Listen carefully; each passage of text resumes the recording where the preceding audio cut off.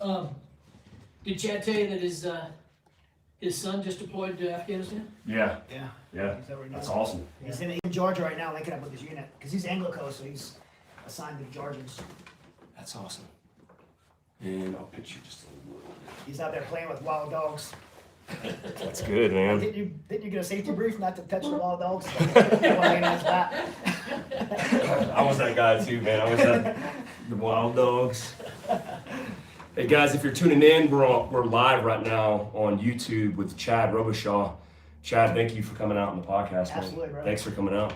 I'm gonna run audio on you, and then so your mic 3, so mic 1 and 2 are up, and then you have me loud and clear right now. I got you perfect. Bro. Awesome, Yeah. awesome. And you can hear yourself too, right? Yeah, okay. Okay. So, All right, I'm gonna run without headphones on this one. I should bring it over here so I can see my face. All right, so 3, 2, 1. Chad, thanks for coming out on the podcast, man. I know you're a busy man. No, man, absolutely. I appreciate you coming out. If you guys are just tuning in on YouTube live, Chad Robichaux, I just found out from a buddy of mine, Grant, an old Ranger Regiment guy, and he let me know that Chad was in town. And once I found that out and they confirmed it through his buddy, I know I had to reach out to you and hear your story. I had already known about you and kind of the things that you were doing. And before we kick it off into Q&A sessions and stuff, why don't you tell people who you are and like kind of where you come from and what you have going on right now? Yeah, well, my name is Chad Robichaux, and I'm a former Force Reconnaissance Marine who had the opportunity to serve on a JSOC task force over in Afghanistan and other parts of the region. And came home and struggled like many of our warriors coming home after now. I had 8 deployments, and fell on my face pretty hard. And on the other side of that, I realized that I wasn't the only one that was dealing with some of the things that I dealt with. And so we started a nonprofit called Mighty Oaks Foundation, and it's just been pretty amazing. We do resiliency events for active duty. So far, we've reached about 100,000 active duty troops at different commands around the world. And we run a program called a Legacy Program, which is a 1-week intensive for combat trauma, and we take active duty veterans and spouses. And to date, we've served over about 2,400 graduates from that program, and probably one of the highest success rates for eradicating veteran suicides in that space. We do 30 of those programs a year, and again, people come on military orders to the program, and people come from the veteran community. It's all free, including travel. We pay for everything, and so it's just been an incredible opportunity for me to continue to serve and do what I love to do is lock arms with our fellow warriors and just accomplish the mission. And the mission that I'm tied into right now is eradicating veteran suicide, dealing with helping people move forward beyond diagnosis of PTSD and actually ride back up to be warriors and leaders that we know they are, do important things again in the next chapter of life. What are some of the indicators for you that you were having some issues? Like, was it like one moment or one instance where it kind of affected you, or was it like a culmination of a lot of things that were happening? Yeah, it was a culmination of a lot of things. If you'd have talked to me before, I started having problems, and you would describe to me like someone that was dealing with PTSD or some of the symptoms I would have, I would have thought, no way, like I would never face this. In fact, I would have thought you were describing someone that was weak. That's the mindset I had, the mentality I had, and so for me it's very strange for me to be in this space right now because it's kind of a complete 180 contrast to who I was before, because I didn't witness it firsthand. I didn't. When people had problems, I'm like, oh, that guy just went crazy, or that guy he fell apart, he's weak, he can't handle this job. And for me, it was a slow roll of these symptoms. It first started with just being almost out of control angry, like in Afghanistan, just very like high level of intensity. Mm-hmm. And that level of intensity started turning into these symptoms of anxiety that I would definitely take home to my family. And my home was not a very happy place for my wife and kids at that time, having to deal with me being that intense all the time. And eventually it manifested into these physiological symptoms of what we know to be post-traumatic stress. I started having these symptoms. My arms would go numb, my cheeks and my face would go numb, and I feel like my throat was swelling shut. And I would just try to shove that down because and I've never been a drinker, but one time I stopped in Dubai and I'm like, at the hotel went to the hotel bar to slam some liquor thinking that would help, and it just made it worse. So I'm thankful for that because I've got a pretty extreme personality, so I probably would have become alcoholic trying to deal with it. Mm-hmm. But these symptoms start to manifest, get worse and worse and worse, and they became these moments where I felt like my body would just shut down. Like I felt like my heart was going to stop at any moment. And almost started having these out of body kind of experiences and these blackouts of memory. And I was on this, my very last deployment. And some things that happened, we had several team members, Afghan local nationals that were assigned to me, and they were captured, probably tortured for an extended period of time and killed. These are 10 guys that I worked very closely with. These are your brothers, yeah? These are my brothers, yeah. These are guys that I would have died for, that would have died for me. I know a lot of people in the military may not understand that, but I lived in these guys' homes. I played soccer with their kids. Their wives cooked me dinner. Like, these are my friends. And at that point, these guys having gone through that, there was probably a compromise in our operation and based on the way I was working, and I had to make a decision to push forward and continue to operate. And I think that pushed things over the edge for me. I started losing memory. I almost would come out of a fog occasionally and realize that I had been working in this fog, and I came to this point where I realized that I wouldn't only put myself in danger, but I was putting other people in danger. And so I had to raise my hand and say something. And when I did, I was brought home and put before a clinical psychologist and was diagnosed with post-traumatic stress. And I was read out of my program, which for me was probably the most shameful thing that could have happened to me at the time, because I believed that I was doing the most important job in a war on terror. Maybe that's a little arrogant, but for me, I believed I was doing the most important thing that I could have been doing with my life. And it was like, if I was play football, which I'm 5'3", so I probably never played professional football, but if I was, it was like my Super Bowl. Like I was in the Super Bowl doing what I trained my whole life to do, and having given this opportunity, because you've been around for a long time, it's getting to be part of an operation like that. It's like a lot of it's timing. It's not about yourself. It's timing and opportunity. And I had that timing and opportunity, and I was getting to play in the Super Bowl, and I was pulled out there in halftime, and it crushed me. So on top of the physiological effects of post-traumatic stress that I was dealing with, I was completely ashamed. I felt like I failed. People on my team that I looked up to, that I admired, even kind of suggested that I failed.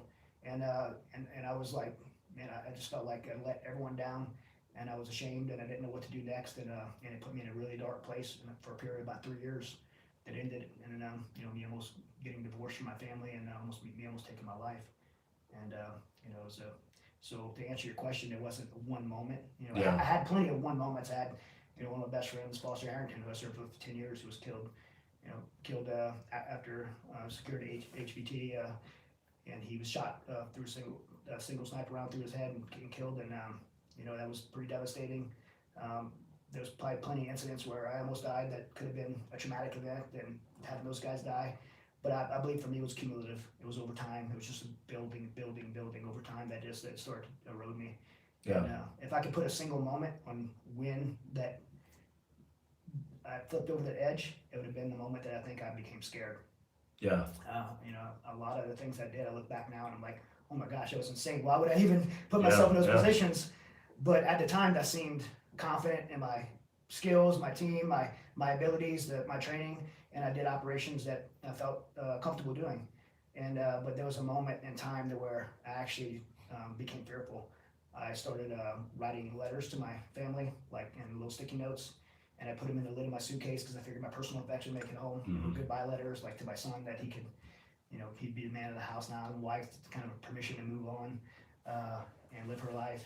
And I'd go on operation, I'd come back, I'd take those letters, throw them away, and so no one would find them, especially my family. And I know now that was like an imminent sense of doom.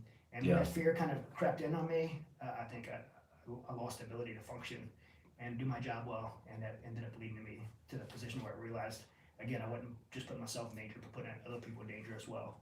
Yeah, I think, I just talked about this recently on social media, and I'm pretty open and vocal about it. But I had a panic attack on an aircraft last year. And, I'm a free fall jump master. I'm advanced free fall qualified. I've been to probably every canopy control class or course there is. And I'm fearless in an aircraft, or so I thought. And a lot of the stressors and trauma that we carry, we suppress.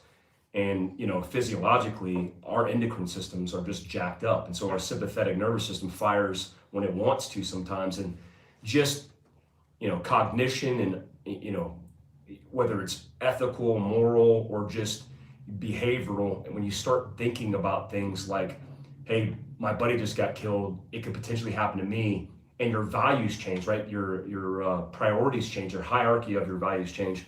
And so when we were young, we had nothing to lose. I mean, it's like, hey, you go for broke, you know? And then you get to a point where you realize, hey, you have your family, and then you had those close friends, and then you lost them, and now it's becoming more real because you have more to lose, and you don't want to sacrifice that life that you see, and you start thinking about that. Is that what was happening? You started thinking about what the potential of what could happen. Yeah, I mean, you see things happen, and then you start. I think I don't know if it's just the amount of experience you get, more experience, you see more things happen, and I don't say this like arrogantly or anything. I never really had the fear of being killed. Like I had the fear of being captured, abducted, and sitting in the basement of a ISI Pakistan prison, getting skin peeled off my body, my feet smashed with sledgehammers. Like those are the kind of things that was going through my mind. Like when I try to close my eyes at night, and so I had this very started having these very vivid dreams and becoming just overwhelmed by them. Yeah. And again, it impeded my ability to do my job. And it's funny you mentioned the airplane, because the first place I had a panic attack, I was on a layover in Beijing, China, going into an operation. And as the plane was starting to board again, I started having this ability where I feel like my chest was closing shut, I couldn't breathe, and it wasn't a fear of like crashing an airplane and dying. It was a fear of like, I can't get out of this fuselage. 100%. Yeah. And I actually asked to get off the plane, and they wouldn't let me because of the whole bird flu thing. And I was like, there's no way I'm having a panic attack. Like maybe I'm allergic to the spray because they sprayed the plane for bird flu. Yeah. Like there's something else. Maybe it's something I ate in Japan. Like I'm sick. Like I'm not having a panic attack. I was trying to convince myself. But when that plane got into the sky, man, I couldn't breathe. I just wanted to tear open the door of the plane to get out of it. Yeah. And several times since I've been in an airplane, and again, I'm a free fall jumper. I've been in airplanes a lot, jammed up with gear, shoulder to shoulder, and never had that issue before.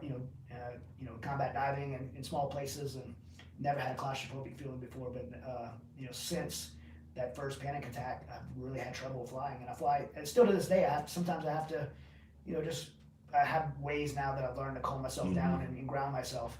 But when I didn't have that, and it was overwhelming. And it sounds crazy to people like us that would have done the things we've done to be scared to fly an airplane. And again, it's not fear of crashing or dying. It's a fear of like not having that control. Yeah, I was gonna say for me, just doing my own due diligence and trying to figure out what was going on. I think it was a lack of control because you're a free fall JM and your JM and your guys, you kind of coordinate and work that bird. You have direct communication with the pilot. The ramp goes down, you can bail out. Hell, you even practice bailout drills, and so you have total control. And then I remember that feeling too, and it was a horrible feeling because you're so helpless. It's weird is the surge of adrenaline that I had, and I call it like it was an adrenaline ride. I was on that ride for 15 minutes, 20 minutes until we leveled out and I could undo my seatbelt. But I remember the sense of fear that I couldn't do anything about my situation. Right. And that's what was driving me crazy the most, is that I just couldn't get out of this situation. And I was going to do stem cell therapy in the Bahamas a few weeks ago. And I actually went down to the airport, checked my ticket in, and started walking towards the aircraft. And I had that sense again. And so I refused to get on the bird. I actually turned around and said, no, I'm going back home because I don't want to be a flight risk. I don't want to compromise security on that plane because of something that I can't control. And so I backed off, but now I'm looking for help. In fact, I got a VA appointment today about it, but whether it's beta blockers or talking to the VA and to figure out a resource for that, but it's never happened. I mean, I'm probably 4 years removed from the military, 2 years from a reserve component and 2 years from contracting, and never up until this point have I dealt with such significant issues. But I only imagine that it's a culmination of like plaque, that's accumulated over a period of time, and it's only going to progressively get worse without understanding what's happening, getting educated, and then having a resource for that. Yeah, I mean, I remember like having a diagnosis and a post-traumatic stress and wanting the answers to a lot of these things. And the psychologist I had at the time, maybe he had the answers, maybe I just wasn't listening, but he was never able to explain to me what was going on in my mind. And so, fast forward 3 years later, when I'm getting well, I wanted to know those answers, and I set out on a quest to understand what was happening. And really, that's what one of the books we wrote, The Truth About PTSD, is understanding what happens in your brain, the limbic system, and how your limbic system is triggered. And the fact that, this word, that, a lot of people don't agree with the post-traumatic stress disorder, that the word's not a disorder, but the truth behind it is it's still diagnosed through the DSM, which is Diagnostics and Statistics Manual, that the VA uses, that the military uses. It's still considered a mental disorder. And when you really look at what's happening in your body, it's not a disorder. Your body's functioning exactly the way it was created. And I'm pretty known. I'm a Christian, and I believe I was created. And I think it's actually a beautiful thing, an incredible thing that our body's designed and created to respond a certain way to trauma. Yeah, And it's a survival It mechanism, is, right? it's a survival mechanism. You have a traumatic event, and you don't want to be at risk against you. Your body, your limbic system remembers that event, knows how to respond to it in a way by making these physiological changes in your body to make you be able to see better, hear better, audio exclusion, the way these things occur. As a particular shooting I was in, and I remember like firing my pistol, and everything just slows down. I could see the casings rolling at the top of my weapon. I could hear the mechanics functioning, and everything's just shutting down. And my buddy was shooting over my shoulder. I didn't even know he was there shooting, but I knew it was him, and I could hear his weapon functioning. I had no ear pro in. I didn't have any kind of ear pro in. You think it would have blown my eardrums out, but it didn't. But I hear these like light, just kind of these light pops going through, and I'm thinking like, I'm thinking, in the aftermath, I'm thinking, how did my eardrums get blown out? Never any ringing, but I could hear someone talking 20 yards in front of me. I could hear someone talking. Like, how does that happen? How does your body have the ability to do that? And I've never had any psychologist be able to explain that to me, but I do believe that our body's designed to be able to function in those environments. And when you go through an experience like that, your body stores that in your limbic system, and the next time your body thinks it's in that scenario, your limbic system sets off, and all the physiological effects of your body go back to that state in order so you can be optimal in your performance to survive. And when that occurs outside of a real threat, it feels scary. Yeah. Doesn't feel natural, right? You're you're flying in an airplane, and all of a sudden your body goes back to that state because it thinks it's in the threat, and you feel like you're disordered. You feel like your body's failing. I really don't understand. Number one, I'm underimpressed by the amount that we don't understand when it comes to trauma and how our brains operate in trauma. But more so, like you said, people want the diagnostic, mechanical understanding of why things take place because it's a natural thing. I mean, the fact that you have post-traumatic stress, whether you're in the military or a civilian who goes through stress, which many people do, Sure. It's just a natural process. And understanding that it's a process, it's kind of like when you talk about depression, where everybody, if you're not the one who's talking about depression, you're the one pretending like you've never been depressed. But the reality is everybody's been through some form of mental distress, depression, anxiety. And so when we overtly communicate it, we can create the conversation where now we can start to figure out kind of the diagnostic behind it.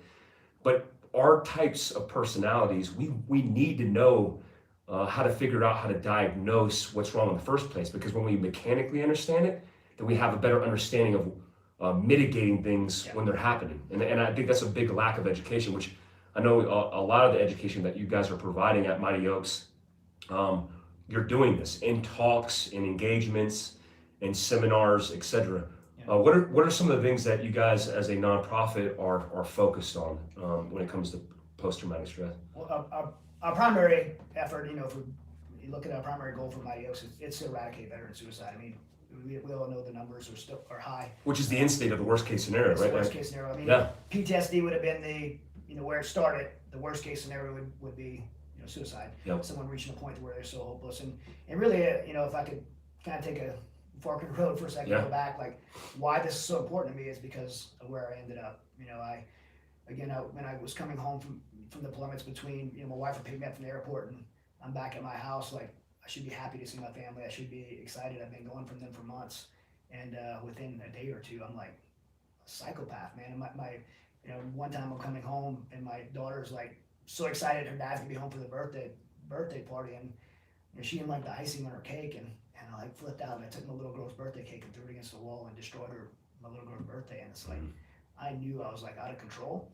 And so my response to that was just to distance myself from them and isolate myself from them. And I really think about that moment, because my realization of that should have been to get help, but instead it was to do the worst thing that you could do that leads to suicide, and that's isolation of yourself. And that's common in our field, right? That's common amongst us. Yeah, you don't want to face the fact you're dealing with that, and maybe there's some shame involved, and you don't want to ask for help, and that's what I did. And that began, because I didn't address it then, that was a fork in the road for me, and I started going down a very dark path, isolate myself from my family again. That anger turned into anxiety. I started having these physiological symptoms, and it led to me being, not being able to do my job anymore. And that the result of that put me down a pretty dark path. Now I had this other option that I thought was gonna help me, and I've been doing martial arts since I was 5 years old. I was already a professional fighter. I was fighting on the side when I was in the military, and so I was pretty good at it. So for me, like, I'm just gonna dive into that. It's masculine. It's gonna help me build back my ego. I started getting attention from it right away. I built a big school that had like 1,000 students, which is big for a martial arts school. And I, won a world title belt. I became 18-2 as a professional fighter, Bellator and Strikeforce and all these big shows. And so on the outside, it looked like I was dealing with things well. I was successful, but that was really a fake facade of success. It was I was not well. I was still dealing with panic attacks every night. Me and my family was still living on eggshells, worried about setting me off, and I was just really going in a darker place. My marriage was dead. Like, me and my wife were, most nights I would sleep in the gym at her friend's house or my kid's bedroom, in my own bed. Like, when my wife's back turned to me, it's probably the loneliest I've ever been in my life. Just thinking we hate each other. Like, our marriage was dead, and just that separation from my family, which led me into an affair. It's pretty easy to do if you're an athlete, even if you're 5'3" and ugly and have big ears. Like, pretty easy. And so I just walked out of my family and made this decision that we were going to get divorced, and which many, the divorce rate on Camp Helen, I know the divorce rate's pretty spread out, but in Camp Helen, I know it's about 80% of combat, so it's pretty high. And that's where my family was headed. We moved into 2 separate apartments, sold our house, signed 12-month leases, and it was that time that I really hit the lowest point in my life. I had a fight on Strikeforce, and I won that fight, and building up to that fight, I had a lot of support around me, friends around me, but when that fight was over, I felt like completely alone. And I had this kind of moment that I realized, like, a lot of people that I thought was idiots, my wife for never understanding, my childhood. I grew up in a very 3 generations of Marines in my family, my dad, myself, and my son. My dad was a Vietnam vet who dealt with the same stuff and never dealt with it. And so a very abusive childhood, and so I would blame that. I blame the military, I blame all kind of people, and I realized, like, it was me. Like, I'm the common denominator, I'm the problem. And I thought my family would be sad if I was gone, but I thought they would be better off. And that's the, talking to families who have lost people from suicide, that's the same hopeless thought that finds a home in the hearts of 20 plus veterans a day, that somehow they're gonna, your family's gonna be sad, but they're gonna be better off. And that's just not true. But I was sitting in my closet, I say that's not one time, for a period of about 2 weeks, I'd go sit in my closet trying to build up the courage. And my family's pictures on the floor in front of me, and I had a Glock 22 pistol, and I would, sit there and try to contemplate build up the courage to do it. What kept me from doing it was my son Hunter was the only one with the key to my apartment, and I knew he would probably come in and find me, and I didn't want my kids to find me that way. And so I started thinking, how can I make it look like an accident cleaning my gun or something like that. And I was like, well, no one's gonna probably believe that because of my experience with firearms. And it was during one of those moments trying to build up that courage, and the wife, she knocked on my door and intervened. And she didn't know it. She was coming there to get some paper signed for the divorce. And but as she knocked on the door, I slid that pistol under her blanket, and I answered the door, and we got in this argument. I don't remember when it was over. It was just me being a jerk. And she asked me a question that radically changed my life. She asked me how I could do everything I did in the Marine Corps. She saw me become a recon Marine. She saw me do the training for the JSOC task force and these deployments. She knew what we were doing on deployments. She saw me train for these fights, cutting 35 pounds to make weight for fights, and training broken and tired and all these things. She saw me, like, the discipline I had in my professional life, and she's like, how could you do all of that, and when it comes to your family, you'll quit? And that question for me, it just cornered me, and I felt like, she was absolutely right. I had been successful in professional things in life. When it came to the most important things, being a father, being a husband, being that young 17-year-old kid that the Marine Corps was a second chance of life for me, that raised his hand and said he wanted to do something important with his life. I quit in all those things, including my health and my own will to live. And for me, it was like that second fork in the road to where I could get back on the path that I was supposed to be on. And I didn't know how to do it. I had a lot of people around me in my life at the time, running that gym and having a success as a fighter. But I knew I couldn't do it alone, and I knew I couldn't do it with those people I'd surrounded myself by. Not any fault to those people, but I had put myself in a position of no accountability. Like, I surrounded myself by people that would tell me everything I wanted to hear and not the hard things to get to hear. And so my wife had been going to this church, and then she introduced me to a man named Steve Toth, who met me at a coffee shop. He was going to introduce me to another retired SEAL who's a chaplain now, who was going to help me. But when I met this guy, Steve, he had the perfect gift to help me. He has ADD, like really bad. He didn't have any patience. And it was very important to me because I was so manipulative. You know, I was AFO. I'd been trained to be manipulative, and I was manipulative by nature. And so I would have said all the right things. But this guy, Steve, we met at a Starbucks coffee shop, and I had written that 5-paragraph order, like an operational order of how I was going to fix my life, like his perfect plan. And I slid it over to him, like really smug, like check this out. And he didn't read it. He slid it back to me, and he tapped on it and told me that I was going to fail. And I was like, I was really offended because I didn't even know this guy. And he said, hey, this thing doesn't have anything to do with your relationship with God. Like, I'm not going to waste my time, and I'm not going to let you waste yours. And for me in my life, I tried everything. I tried the pills. I'd been on lots of pills for PTSD. I didn't like them. They made me feel like a zombie and out of control. I tried the MMA and jiu-jitsu. I tried the counseling. None of those things worked. And we have a saying at Mighty Oaks with our warriors, if what you're doing isn't working, then why not try something different? And so for me, I was at the end of my rope. I was ready to die. I wanted to die. I hoped like I would get in a car accident or something like that. I was just wishing to die so I could kind of cower it out and not have to kill myself. And so I thought, let me give this a try. And so I made a step with this guy, Steve, to restore my faith. And for a year, he mentored me in biblical manhood. And what I discovered through that process was that not only was I finding through these changes I was making in my life, was I finding restoration in my relationship with my wife and my children and people closest to me, but I found hope for the first time. I found a hope in a future, and I was able to see a path forward. Before that, I wasn't able to see any future for myself, and I was able to step in the purpose that I believe I was created to live, and that was through the realization that I wasn't the only one that was dealing with this. Because when I was dealing with this, I thought, like, no one, kind of the self-pity party, like no one could feel so depressed that they don't want to live. No one's marriage could be as bad as my marriage. No one could have these panic attacks the way they feel like they just are going to die at any moment. No one possibly could understand what I'm going through, and I really had believed that I'm on mine. But coming to the other side of it, stepping out of that valley, stepping out of that fog, I was able to see, like, wow, I'm not the only one. Like, in fact, people were worse than me because they actually are going through it, killing themselves at a rate at the time of 22 a day. All these families getting divorced. But here I am, I felt like I found the solution. It was like I was dying of cancer, and this guy, Steve, like, introduced me to a cure. Like, I didn't want to share it, I felt obligated to share it. And so when we started Mighty Oaks, it wasn't like me and my family were still bleeding. We weren't ready to start a nonprofit to help other people, but we just felt obligated to share what we had discovered. And it wasn't an effort like, oh, these poor veterans, we need to start a foundation and help them. It was just like, I found the way out of this dark valley, and I have an obligation to share it, and that's what we did. And I'm so thankful that even though we weren't equipped or prepared to do it, that we did, because it's been probably the greatest chapter of my life, and it'll be the legacy of my life to have been able to share that path forward, because we've been able to impact and help so many other people. And we'll go back to what your question was, the core focus of Mighty Oaks. That's why suicide is the core focus, because I believe it's the end game for this PTSD thing.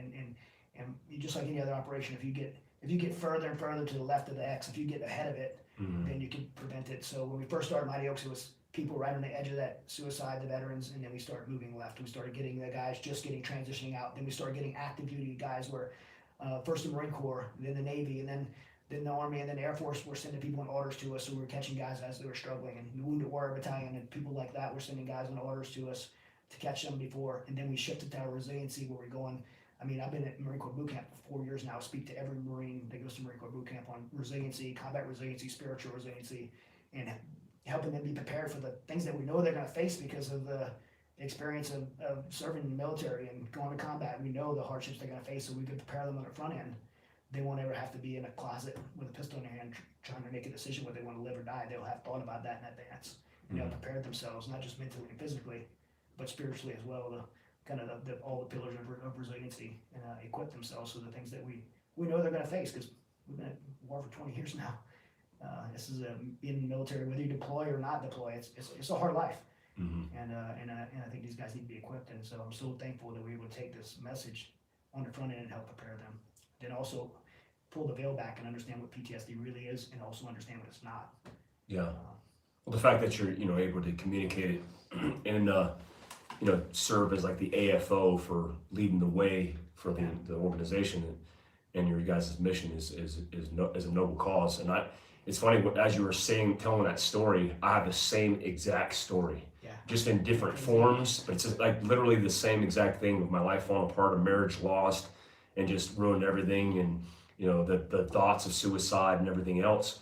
And I find, when you find the courage, it's liberating to communicate it openly, because you do realize that there's so many brothers or ancestors that are suffering from the same problem, and then immediately it allows them to be able to share their story and openly communicate about something that's just so that we stagnated so much in personal growth, that we've hidden under a veil when everybody's going through some form of suffering in the first place. And that's really the reason Mighty Oaks has grown exponentially the way it has, is because of our model of train the trainer. Christian terms would be discipleship.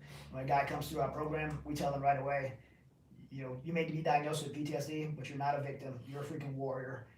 You face some hard stuff and you're struggling, yes, but you're not coming here just to get well and get a quilt and some cookies and do some fun things on outdoor activities. You're coming here to get in a position to help other guys, like to get back in the fight, to have purpose. A purpose, a mission. Yeah. I always wondered this, because in special operations, the assumption is that we're more immune to it, and our own assumptions are that we are, and because we're more resilient. And there's obviously different levels of resiliency in the offensive process of going through difficult times, overcoming obstacles and fear. But there's something to this, because on the backside of it, like specifically for trauma, and I want to get your take on this. If I had buddies die in my hands, I've been affected with trauma. I've seen, teammates killed, injured, and just gone through this vicious cycle through all these combat rotations. But none of that really bothered me as far as dealing with that. And maybe there's some suppression of it, but more so, like you said, when you start to build out your pattern of life in the transition process, you start neglecting things. Like your personal life. Like my family, I made a whole bunch of bad decisions, and my family, my wife at the time, completely abandoned her and my family. And then, you got to the point where you were asked by your spouse, you have all this discipline, you have all this resiliency, and you achieve so many things, which is the same story for me. But I wasn't able to deal with the things that were at home. And it was this feeling of guilt. Like I could deal with everything out external, but I felt so much guilt in not wanting to even look my spouse in the face and not deal with the reality of my real life. Right. Not the life that I was orchestrating, deliberately, but my real life, my family. And I always think about this because I think about, apex predators who go off into the woods to die because they don't want to burden their tribe, their herd, their pack. And then kind of the evolution. I was talking to Jim Shockey this morning on a podcast, and the evolution of a hunter where, you're vicious, you're offensive, you do all these things in the hunt, but on the back end of it, you start developing empathy and you start realizing the overall journey. And what's your perspective on, especially being a special operations guy, why can't we address the things that we're dealing with in our personal lives? But it's so easy to be, at the height for you to win a title championship and at the same time be at your lowest. And so you could segment this kind of orchestrated effort to work hard and be the best. But at the core, you're broken.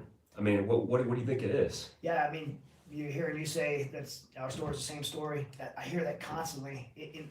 Crazy, even outside of special operations, even outside of the military. I'll give that contrast, right? I'm I'm at fighting in strike force. I'm at this just top level. I've never been beaten. And at the same time, the very same time, I'm not wanting to live anymore because I've deserted my family. Like the contrast to that isn't just military guys, right? You got people that are in corporate jobs that they're neglecting their family while they're seeking the next promotion, and the next achievement in life. And I think especially guys like, you go back to guys like us in the military, our goal, if you probably track I don't have to know you well to probably track your military history, you achieve one thing and it's like, what's the next thing, right? Like it's never enough. You're never gonna fill that cup because something's like missing inside of you. Chasing the rainbow is what you call it. Yeah. Chasing the rainbow. You're always gonna move on to the next thing, and that's exactly how my life was. I'm sure yours and so many guys in our communities, our lives are like that, and people are like that outside the military too. And I think it just takes the time to pause and reflect on, and I don't think we do it. Pause and reflect on what's most important.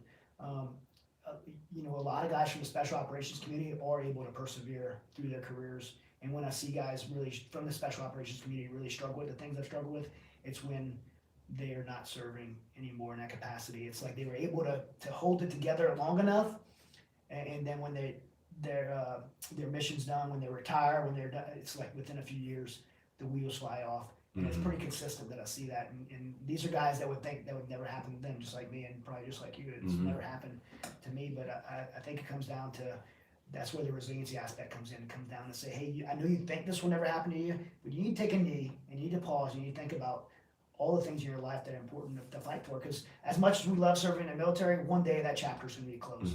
And we have to be able to think about where we're going to be, what mission we're going to have after that, what's important to us, being a husband, being a father, being a contributor to our communities outside of the military. If we're not investing in those things and preparing for those things in advance, then when that job's over, because the military is just a job, then you're going to feel like you're going to have that feeling, that lost sense of purpose. And people ask me all the time, like, what's the number one thing we see people struggling with at Mighty Oaks is like killing bad guys or seeing their buddies killed. And the truth is, that's not it. It's not it. Yeah, no. Guys, I never have seen a real warrior come to Mighty Oaks and be like, oh my gosh, every time I close my eyes, I see like all these Taliban guys I killed. No. I can't let, no. Yeah, no problem I mean, with that. I'll go back right now and put bullets in Taliban faces. Yep. I mean, I have no problem with that. Losing buddies is tragic, it's terrible. But I don't think those things set me off Me in either. the deepest part of my life. I think it was a lack of purpose. And when I see these guys come to Mighty Oaks, the deepest wound they have is that lack of purpose in your life. And you cannot wait, whether you're a special operator or whether you're a supply clerk in the military, whatever spectrum you fall in the military serving, you can't lose sight of this. There's got to be a purpose in your life bigger than the military. And that doesn't take away from your job. In fact, I think that makes you more capable to be a combat ready warrior. When the people who are stable in their personal lives are going to be the most effective warrior on the battlefield. And I think sometimes, especially people in our field, believe that they have to be 100% focused on the mission. That's the most important thing in their life. They can't have a number two, or the number two has to be a far second. I just watched that movie, Free Solo, that documentary. Yeah. Insane Free Solo climber. Yep. And that's where he was like, there is no like he's talking about relationships with women and stuff like that. There is no number two. It doesn't matter. Yeah. Climbing is the only thing. Yep. And I mean, that guy, gets in a car accident, loses his ability to climb, and breaks his hand, or What's he got left? he has nothing. He has no reason to live at all. And and also it probably makes him a reckless climber. Like I watched that movie and I'm like, that is an absolutely amazing, probably the most incredible athletic achievement in all of history. Yeah. However, I personally wish he wouldn't have done that, because he's going to inspire people. Yeah. Oh yeah. And it's just, I mean, he's not living a healthy lifestyle. Eventually he's gonna, I hate to say it, but he's either gonna get himself hurt or killed, or someone else, because his life is just so focused. And we see this in military guys. I mean, guys that you probably followed as your leaders that were so focused on their job, and they passed it on to you, and it passed it on to me, because we idolize our leaders. And I think strong leaders in the military should be able to show a balance in life and a purpose outside of the military, and be able to demonstrate a holistic lifestyle where you're able to be a good husband, be a good father, be a good contributor to the community, and have a future for yourself when the military, it is going. We have a stable lifestyle and home, and I don't believe that causes you to sacrifice your ability as a warrior. I think it makes you even stronger as a warrior. Yeah, I agree. It's just a whole bunch of things going through my head, but one of the things that you said is, the military is a job, and I try to advocate for this for, leaving impressions upon young people who want to be in special operations, but they have to strike the balance, that they have to find the balance prior to getting out. And on the last podcast, I talk about, and I honestly think this, I think based on the people that I know in special operations who've been serving in one of the longest periods of war the country has gone through, that these guys at the tip of the spear, who, it's not like these guys are finance clerks and they're getting one rotation out of a 6-year career. These guys are doing 20+ year careers with 10+ combat rotations, and they find this grand sense of purpose. It's like you said, it's not the body count, it's not losing comrades who had fulfilled a sense of purpose, who knew what they were getting into. It's the fact that they're going to get out and they're going to drive away and look in their rearview mirror, and it's all going to be over. And then they have to find their own sense of purpose. Like I literally built Philcraft, my company, around a model to support me emotionally, to be able to get through life, to find a grander purpose, and being able to relay information that helped me survive in combat, relay equipment, and then I find this grand sense of purpose. And then all the men that are with it, we got 3 Marines that are hired, we got an Army guy who just retired, and these guys are finding that same sense of purpose. But I'm scared and fearful for the thousands of men who are going to be getting out over the next few years, indefinitely, who have lived these long lives of fulfillment and purpose, and now they have absolutely nothing. If somebody comes off of active duty or is coming to find you guys, what are some of the things that you guys do in order to get them on the right track to find that purpose? Yeah, so, we are a faith-based program. Not all the people that come to our program would subscribe to our faith. In fact, I'd say about half of the people would come there and say they're Christians. The other half would say they're atheist, agnostic, or just angry at God if there is a God. Yeah. And so that's what we deal with. Our methodology, however, is to contrast their life to the life that we believe they were created to live. Yeah. So we use in values. Yeah. Values and everyday living. So we can go back individually, one-on-one, to an individual incident or a series of incidents that led them to be diagnosed with PTSD or to be struggling in life. But that would really not achieve anything. What we found that achieves the ultimate level of success is when people can accept personal responsibility, not for what had happened to them, but the way they're moving forward. Yeah. In other words, like, I didn't end up in that closet with my pistol in my hand trying to decide whether I want to live or die because of something that happened to me in my childhood or something that happened in Afghanistan. I ended up there because of the choices I made in response to those things. Mm-hmm. And the decisions I made, and I never lost control of the ability to be able to choose my path moving forward. Mm-hmm. To come to that realization, accept responsibility for not what's happened to you, but what's happening moving forward, mm-hmm. is a game changer for anyone's life. And that's kind of our methodology as a corner guys, and based on a peer-to-peer level, because a psychologist can't sit across from you and tell you, about where you've been. You're probably gonna pick him up and throw him out the window if he says mm-hmm. challenging to you.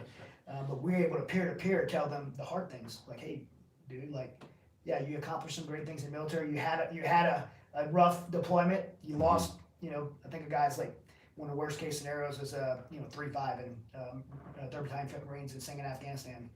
We get so many guys that came from there, lost 27 Marines in one deployment, 70-something amputees. Like, that sucked. Yeah. That sucked, and that could make you feel pretty bad about your life. However, like, moving forward, what are you going to do about it? What are you going to do now? And you can't blame that deployment on you being a drunk. You can't blame that deployment you being a jerk to your wife, you yelling at your kids like they're a Lance Corporal. You can't blame that deployment on that.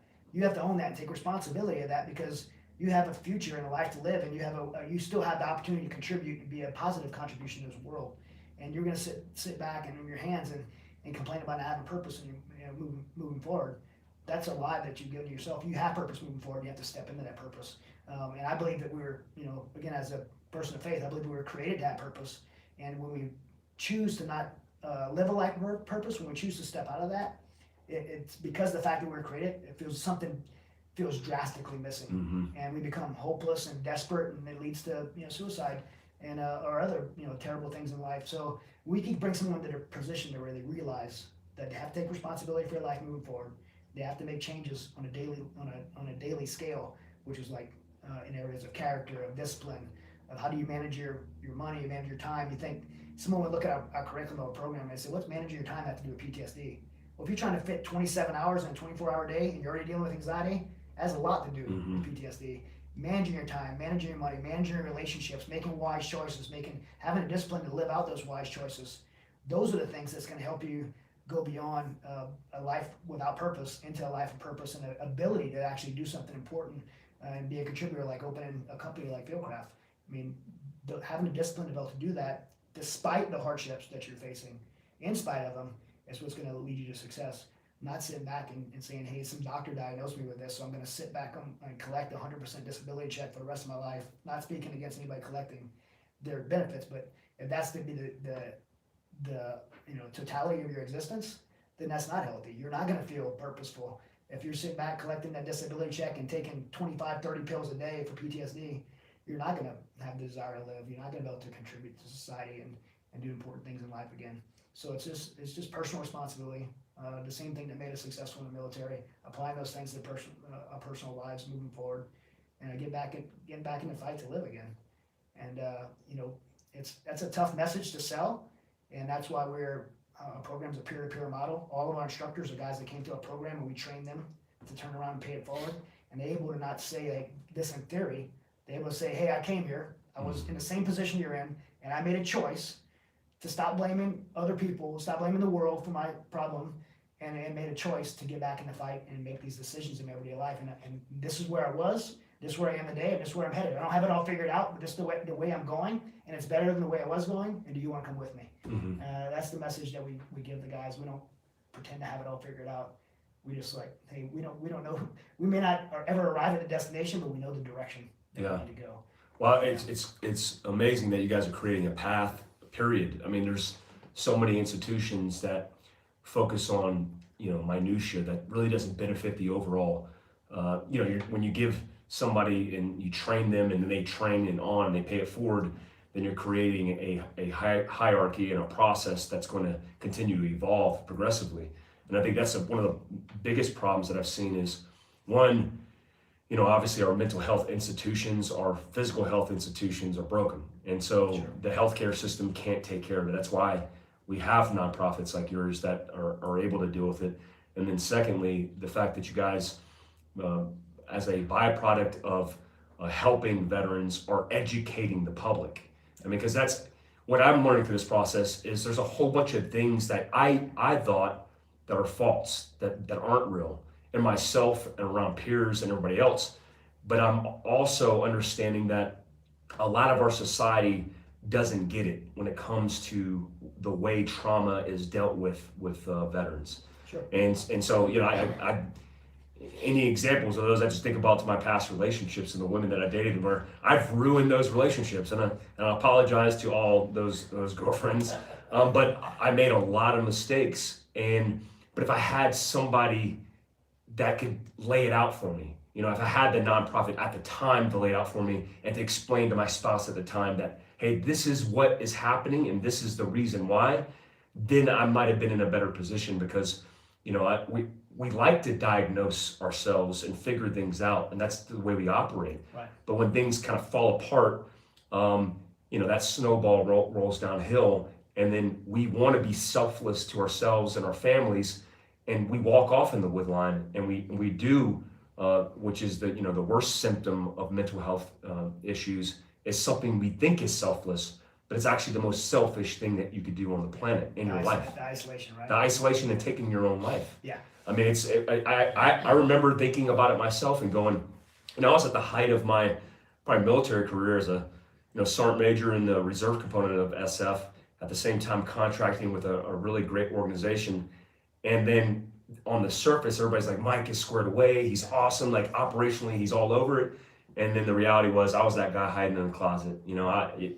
My story's exactly like yours, where I was trying to justify like, hey, I have everything on the surface that looks good, but deep down at the core, I'm broken, and I don't want to be broken anymore, and I don't want to disappoint the ones closest to me anymore. And so it was an easy way out until I started realizing that it was the most selfish way out. Like you said, how selfish would it have been for your son to have to walk in on that and to deal with it? Yeah. Yeah, I mean, probably one of the hardest jobs I've had in Mighty Oaks is dealing with the aftermath of suicide. We get called a lot by commands like, hey, somebody just took their life. Yeah. Can you come talk to the command? Oof. And we do that. And then, of course, when I go to communities, I speak at a lot of churches. When I go to communities, I'm always outreaching for Mighty Oaks, and I hold this little flyer up right here, and I'm like, hey, if anybody wants to come to our program, it's totally free. Like, we pay for the travel, we give it, because we don't, I mean, guys, when they get out, the suicide rates on active duty, at the time it was 22, there was 21 veterans, 1 active duty. Now it's increased, now it's like 4 a day on active duty, and 16 in the veteran community, so it's kind of taking a shift. But we know these guys are back in their communities alone, feeling purposeless, and many of them are just, they're disconnected from their brotherhood, and that's why, oftentimes, and then the increase of VA drugs and stuff like that lead them to that point. And so when I'm speaking at these churches, I always do a strong outreach. And there was this couple, I was in Broken Arrow, Oklahoma, at a church called the Assembly. Pastor Ron Woods was the pastor, and I'm speaking, and I'm giving that same pitch. In the crowd was this Marine named Pete and his wife Heather, and I gave that pitch, and his wife did what most wives do in church. They nudged her husband and said, "Hey, you need to go to this program." And Pete, Marine diagnosed with PTSD, said, "I don't want to take a spot from someone else." And how many times have you heard? Oh yeah, I've done it myself. Yeah. Like, I don't want to take that spot. And somebody else needs more than me. Yep. Well, 6 months later, I got a call from Pastor Ron and told me what had happened. Pete ended up standing in the back of a pickup truck, surrounded by policemen with a gun in his hand. And he put the pistol to his head, and the last thing he said was, "Tell my wife I love her, and I'm doing this for her." And he pulled the trigger. And that's the message that his wife got. And Pastor Ron called and said, "Hey, will you come and speak to Heather?" It's my wife and I went, and we're very close to Pastor Ron. And we spoke to Heather, and Heather, she told a different story, and she wanted to share that story with the world, that her life wasn't better. She said how when she went to the morgue and she put her head on his chest because she just couldn't believe he was gone. She was waiting for a heartbeat while he laid on a metal table, how it never came. Calling his mom and hearing his mom scream, she's like, his mom will never be the same. Yeah. And at night, she's like, I need him and he's not there. I'm alone in this house. And he thought he was gonna, she said something so powerful to me. She said, Pete thought suicide would take away his pain, but all it did was transfer his pain to everyone that loved him. Ooh. And Yeah. I just see the devastation on the other side, and that thought that I had that my family's gonna be sad, that they're gonna be better off. That's just not true. Yeah. And it's a lie that we tell ourselves in our desperate moment, and it is a selfish thing. Yeah. And I believe that there's a lot of relation, which said like the apex predator, you're gonna go off by yourself and die because it's gonna be better. You're not gonna put a burden on anyone else. Maybe that works in the animal kingdom. Yeah. But we're as humans, we have relationships, and we have an impact, and we are gonna leave a legacy in this world, whether we choose to or not. You're gonna leave an impression in this world. Now, what that legacy is up to the decisions you make in life. Yeah. And man, I think I'm so thankful looking back now that my legacy isn't that Marine Pete who did that to his wife and the family. And my legacy wasn't leaving an exclamation point of failure for my kids to follow when things get hard in their life. That my legacy is able to be something totally different for my kids and other people to the work they're good to do at Mighty Oaks, to have taken a hardship in my life, a very dark period of my life, and have been able to turn it around and make that dark period something that can be used as a tool to leave a positive mark on this world. And maybe it sounds arrogant saying that, but I'm just really proud of that. From me and my family and the people I work with at Mighty Oaks, I'm very proud of that. Our organization's full of people that weren't just successful in life, but people that completely failed and fell on their face and got back up and start moving forward again. And I tell a lot of guys reach out to me on direct message, especially on Instagram, and I'll get all these guys that they'll start talking about the if they're overcoming all these obstacles that they're facing, and whether it was our podcast or something they heard or some kind of form of inspiration, that whole pay it forward thing. I'm like, it's your responsibility now. It's like, hey, if I can get my sergeant major hat back on, I'm telling you it's your responsibility, because all these men and women who suffer, but they have the perspective and the message to be able to influence and help somebody else, gives them that sense of purpose, and it's their responsibility. I mean, I think it's every veteran's responsibility that served this country to educate the civilian populace, which is the majority, and educate them on why they were patriots, why they were selfless, why they were broken and fixed themselves, all these different things that we served in such a structured capacity with so much motivation when we were in the military and have the uniform on, but we take the uniform off and we think that's the end. It's not the end. It's only the beginning. And so we need to be entrepreneurs and advocates and representatives of our community to lead in that capacity, because it's not a burden, it's a responsibility, and we should own it. You know what veterans like to do? Complain. Oh yeah, 100%. Right, and it drives me absolutely. Being in a nonprofit space, it drives me absolutely insane. And I'm sure I'll probably offend some people saying this, and so be it. I'm just pretty passionate about this. Is so many veterans just complain about the problem with suicide. Like, we get these efforts with 22, and organizations stand up just to talk about the problem. They sell T-shirts and they do campaigns and they have 5K races, but everybody's pointing to the problem, and I think at this point everyone knows there's a problem. Yep. But there's also solutions. It's like, what are you gonna do about it? Yeah. It drives me absolutely insane, and I applaud. I know most of it's well intended, so I should be careful but it's just, come on, man. Like there are solutions moving forward. Let's just talk about the problem. Let's talk about it. I mean, that's just like simple operational planning. You don't just 100%. Bring the solution. Bring the solution. Don't talk to me about a problem unless you have a solution. Yep. And I think there's been this like a fad of the 22 thing that everyone's jumped on. And they've forgotten the fact that there's actually those 22 represent people's lives, their people's families, people's futures. Like these are names, like the names of individuals and souls, and something actually has to be done about it other than selling T-shirts and running 5K races. Like, we have to be able to bring a solution to the table. And I mean, as a leader of my organization, we have leadership conferences and leadership training. I'm like, don't ever make Mighty Oaks that. Don't ever just talk about a problem without putting a solution on the table. 100%. That's what we exist for. And I applaud all those organizations out there that are bringing awareness, but also point to a solution if you're going to do that. It doesn't have to, you don't have to have the solution. You don't have to have an organization. You could have an awareness organization, but when you bring that awareness, point to another organization that has a solution. Yeah. And lead people to the way out.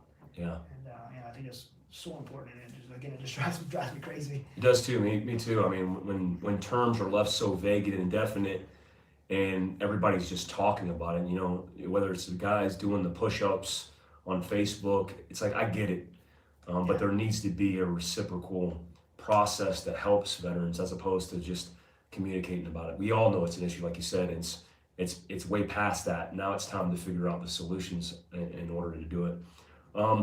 Just on this topic, because it's on my head, you had mentioned about the suicide.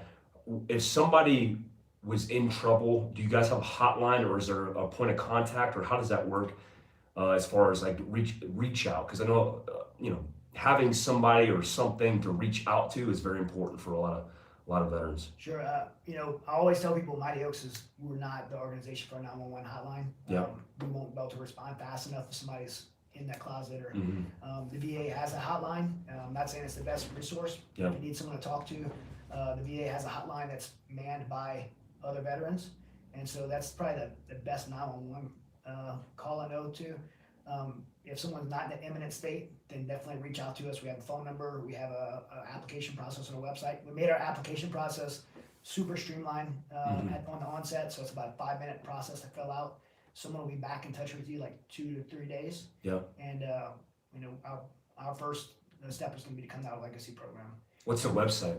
MightyOaksPrograms.org. Mighty Oaks, OAKS programs.org. Awesome. And on the website and the homepage you'll be able to find an apply button. And we make it pretty easy. Even if you have questions, if somebody's listening and you have questions, you're like, well, I'm not sure, I want to know more about it, just apply. It's not an obligation or anything, because when you apply, one of our team members who does application coordination will contact you, and they'll be able to talk through and answer those questions about if the program's right for you. By the way, a lot of people ask this, and so I want to make it known, like, again, there is no cost, and the only qualification to come is that you have raised your hand and served. I don't care if you get kicked out. I don't care if you have a dishonorable discharge. I've seen guys that had Navy crosses that got kicked out because, 5 DWIs. Well, that drinking started off as a product of their service to our country. I know guys that have came in. They went through Marine Corps boot camp. They got to their unit and they were training, and they broke their leg and had to get discharged. And all their buddies deployed, they didn't, and they're struggling and they're hurting because they feel like they should have got to go too. And there's if you raise your hand, you can apply, and you treat it the same. We do have a triage process, so if someone's imminent sense of doom, then we're going to get them in first. Yeah. But with 30 programs a year, we're able to get guys in pretty quickly. It's amazing. Let's talk a little bit about the books that you have.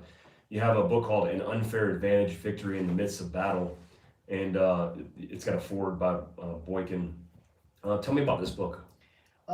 Basically, An Unfair Advantage was me going to speak at a lot of events, and I get the moms and the spouses and friends saying, "Hey, I wish my so and so the service member would have heard you speak, but they would never come to church or anything like that to hear you speak."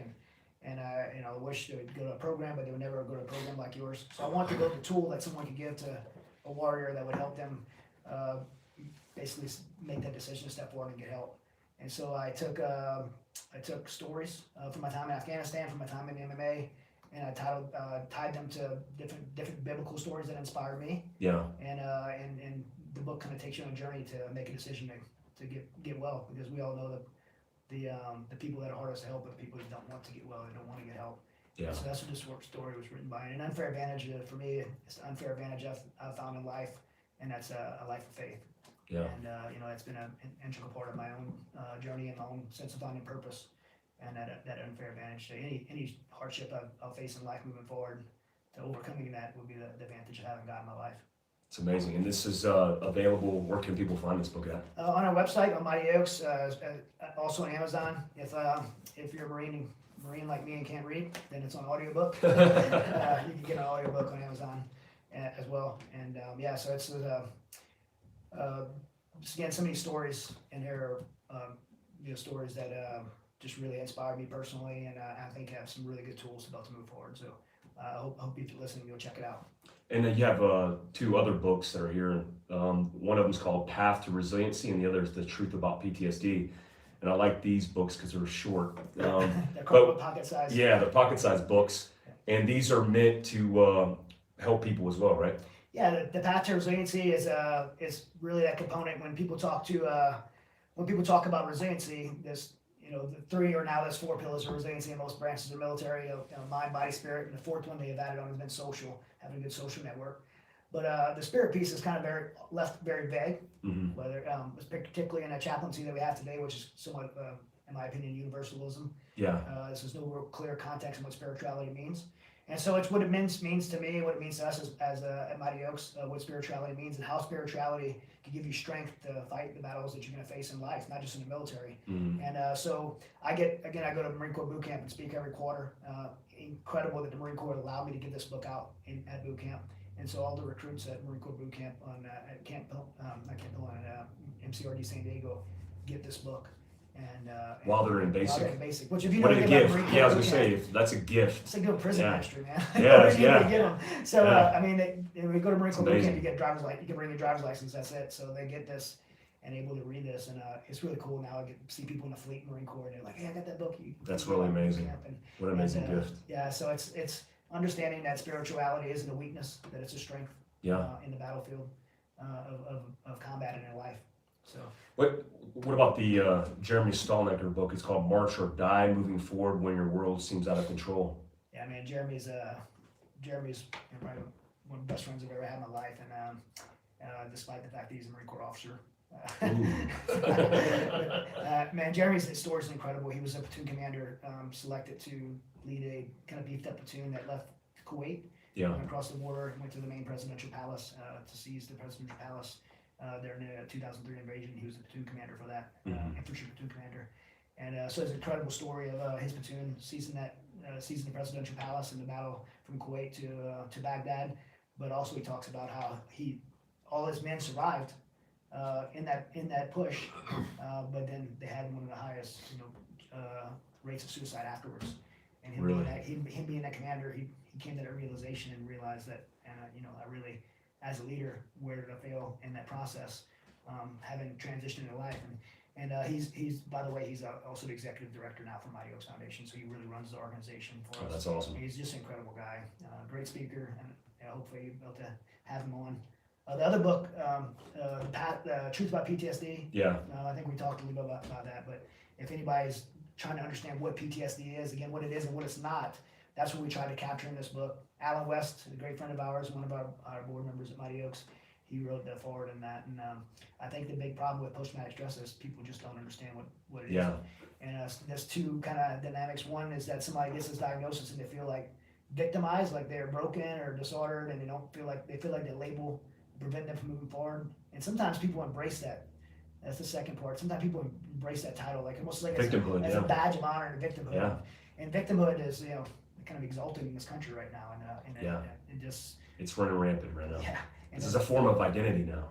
Yeah, and the veteran space just doesn't have a place for that. And Yeah. I think 23 million veterans in America. If veterans are victimized and put on a shelf, I mean, our country's robbed of leaders and entrepreneurs and strong people. So I definitely am a spokesman against the victimhood of this PTSD thing being like something that a title that I want to claim. I talk a lot about PTSD, so people may have misunderstood and think like I'm pro PTSD. Like, man, if I broke my ankle, it would really be broken, right? It would be hurt. Yeah. But I could put a cast on it, and 8 weeks later, I'm up and running again. Yeah. And that's what this is.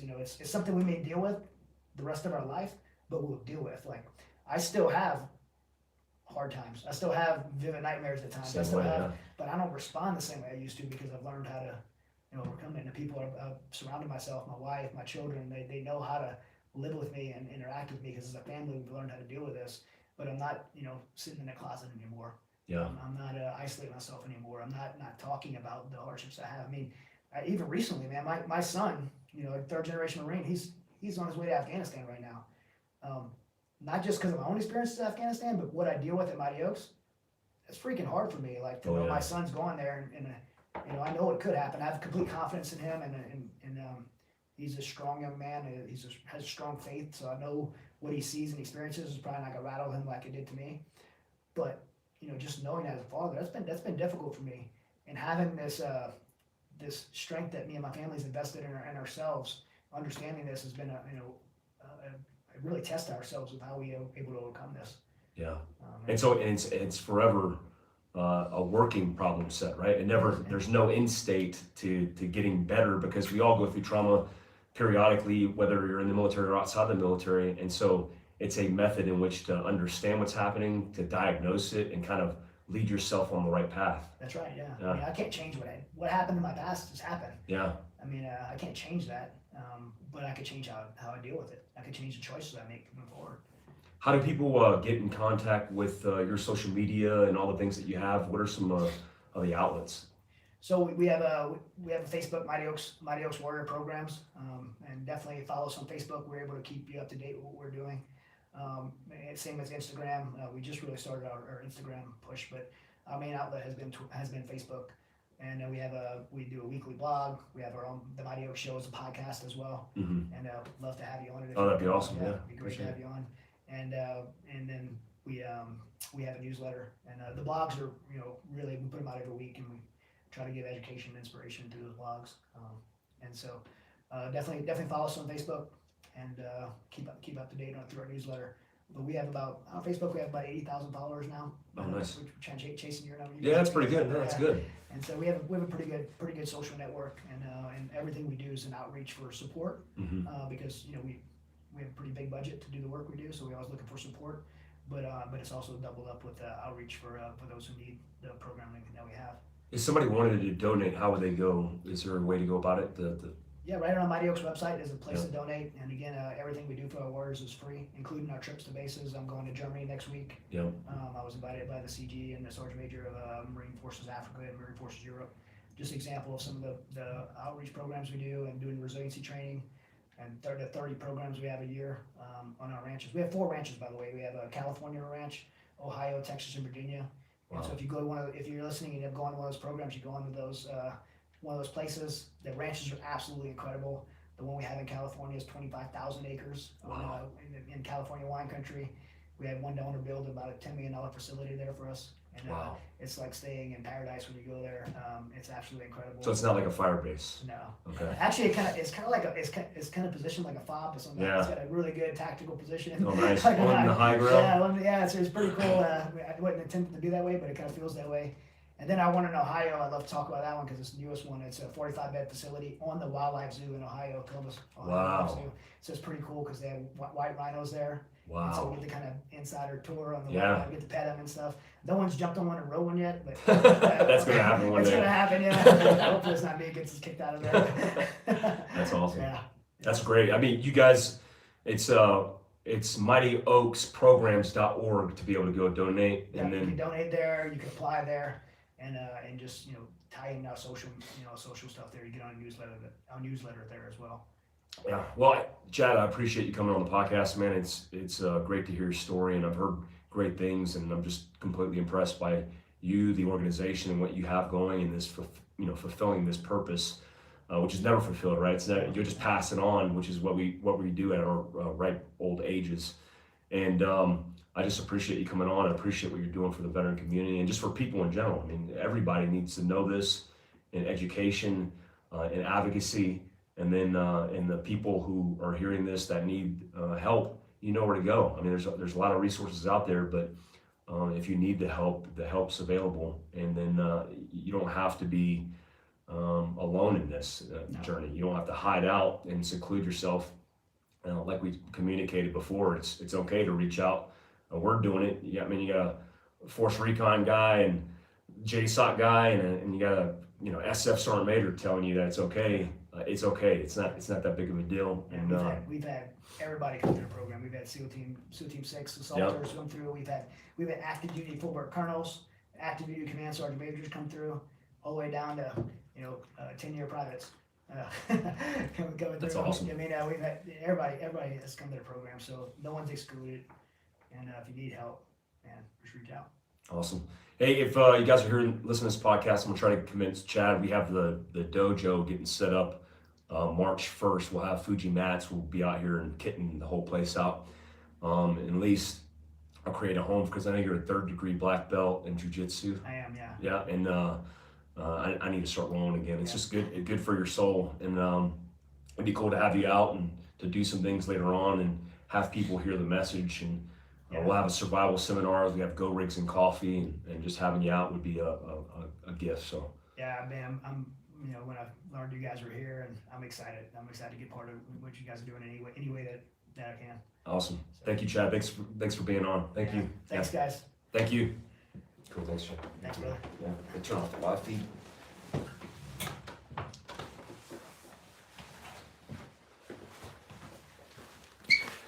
Thanks, guys, for tuning in.